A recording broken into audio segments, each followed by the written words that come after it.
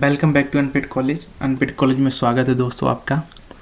पिछले वीडियो में मैंने आपसे बात की थी एग्रीगेट फंक्शन, मिन, मैक्स, सम, काउंट और एवरेज। तो इसके बारे में मैंने ही आपको पहले एक वीडियो बना रखा है जिसमें उसमें शॉर्ट डिटेल में आपको समझाया बताया है कि ये क्या होते हैं, कैसे कॉलम को सिलेक्ट करते हैं, इसमें क्या वैल्यू आउटपुट में आती है, ठीक है, तो इनको कैसे यूज़ करते हैं स्क्रॉल करने, ठीक है। तो ये पिछले वीडियो में मैंने आपको एक शॉर्ट वीडियो बना के उसमें सारा कुछ बताया है, ठीक है। तो आज के इस वीडियो में हम आपको बताएंगे एवरेज एग्रीगेट फंक्शन, ठीक है। तो क्या बताएंगे? Average aggregate function. तो आज के इस वीडियो में बताएंगे aggregate function, average aggregate function, ठीक है। तो इसके पहले मैंने और भी वीडियो बना रखे हैं, मिन, मैक्स, सम। तो अगर आप वो वीडियो देखेंगे तो आपको अच्छे समझ में आएगा कि एग्रीगेट फंक्शन क्या होते हैं। और ये एग्रीगेट फंक्शन का लास्ट जो है वीडियो है, ठीक है। एग्रीगेट फंक्शन का बनाया मैंने, मिन का बनाया, मैक्स का बनाया और काउंट का बनाया, सम का बनाया, एग्रीगेट, ठीक है। और आज इस वीडियो में आपको बताने जा रहे हैं एवरेज। तो ये टोटल 5 एग्रीगेट फंक्शन होते हैं, ठीक है। तो ये टोटल 5 एग्रीगेट फंक्शन है, इसके सारे वीडियो बन चुके हैं। ये इस एग्रीगेट फंक्शन का लास्ट फंक्शन है, एवरेज, ठीक है। बाकी 4 का वीडियो हम पहले बना चुके हैं। तो चलिए दोस्तों स्टार्ट करते हैं आज के इस वीडियो में। एवीजे एवरेज एग्रीगेट फंक्शन, ठीक है दोस्तों। तो आज हम बात कर रहे हैं एवरेज एग्रीगेट फंक्शन। तो एवरेज एग्रीगेट फंक्शन ये होता है कि सपोज, पहले मैं आपको एक बता देते हैं एग्जांपल के लिए कि एवरेज क्या होता है, ठीक है। जैसे सपोज आपसे बोल दिया जाए कि जैसे आपके पास 2, 3, 4, 5, 6, 7, ठीक, 6 तक 7 है, ठीक है। तो आपके पास ये 7 है, तो इनका एवरेज निकालो। तो आपने 9th या हाई स्कूल में पढ़ा होगा कि एवरेज कैसे निकालते हैं, ठीक है। 10th स्टैंडर्ड में या 9th स्टैंडर्ड में, 8th स्टैंडर्ड में, तो आपको पता होगा कि ये जो है एवरेज कैसे निकालते हैं हम लोग संख्याओं का। तो सबसे पहले हम लोग क्या करते हैं, संख्याओं का सम कर लेते हैं, ऐड और सम, ठीक है, गिवन नंबर, ठीक।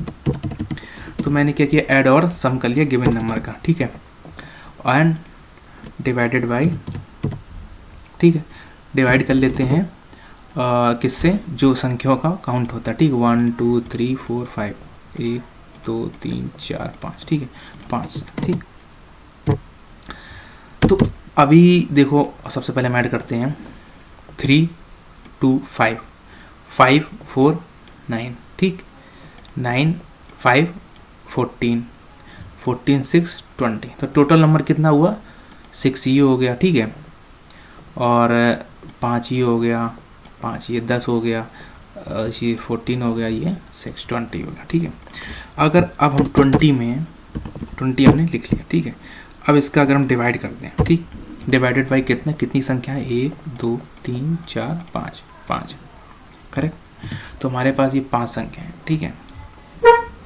तो अगर हम इसका डिवाइड करते हैं तो आंसर क्या आएगा हमारा, 4, कितना आएगा, 20 डिवाइडेड बाई 5, तो आएगा 4। तो ये क्या हमारा निकला, एक एवरेज निकला, ठीक है। तो आपको समझ में आएगा कि एवरेज कैसे निकालते हैं, ठीक है। तो चलिए आज हम आपको बताते हैं कि एवरेज फंक्शन कैसे यूज़ करते हैं एसक्यूएल स्टेटमेंट में, ठीक। तो सपोज पहले हम देखते हैं, हमारे पास एक टेबल है, ठीक है। टेबल हमारे पास क्या है, सैलरी, ठीक। अब हम सैलरी कॉलम में के लिए, न्यूमेरिक कॉलम है सैलरी हमारा, उसके कॉलम के लिए हम एक एवरेज फंक्शन लिखते हैं एसक्यूएल क्वेरी में, ठीक। Select AVG function from employ, ठीक। ये जो हमारी टेबल है, ठीक। तो जो हमारी टेबल है उसका नाम एम्प्लॉय नाम की टेबल है, ठीक है। तो हमने उसमें क्या किया, सेलेक्ट एवरेज फ्रॉम एम्प्लॉय, ठीक है। तो अभी हमने क्या किया, इसमें जो है फंक्शन में यूज़ किया सैलरी को। तो अभी हमारी जो एसक्यूएल क्वेरी का स्टेटमेंट है वो क्या कहना चाह रहा है कि सिलेक्ट एवरेज, हमें एवरेज सेलेक्ट करना है सैलरी कॉलम को फ्रॉम एम्प्लॉय टेबल से, ठीक है। तो मैंने आपको पहले भी जस्ट अभी बताया था कि एवरेज कैसे निकालते हैं, ठीक है। तो जैसे ही आप इसको एक्सिक्यूट करोगे, जैसे आपने एक्सिक्यूट किया तो बैकएंड में कैलकुलेशन होगा, ठीक है। मैथमेटिक्स फार्मूले के साथ कैलकुलेशन होगा, वो आपको नहीं दिखेगा। आप जैसे इसको क्वेरी करोगे तो आपके सामने पट्टे से यहाँ पे रिजल्ट आ जाएगा। ठीक, तो चलिए हम आपके सामने ऐड करते हैं, कैलकुलेटर निकालते हैं। ठीक है, तो हम आपको करते भी जाएंगे ताकि आपको अच्छे से समझ में आ जाए। ठीक है, तो सबसे पहले हमने क्या लिया 5000, ठीक 5000, ठीक, प्लस फिर लिया 2000, प्लस फिर किया गया 9000, प्लस, ठीक है, और फिर क्या किया 5000, फिर प्लस किया, फिर 3000, ठीक। तो जो हमारे पास टोटली काउंट आया, काउंट कितना है 24000, ठीक।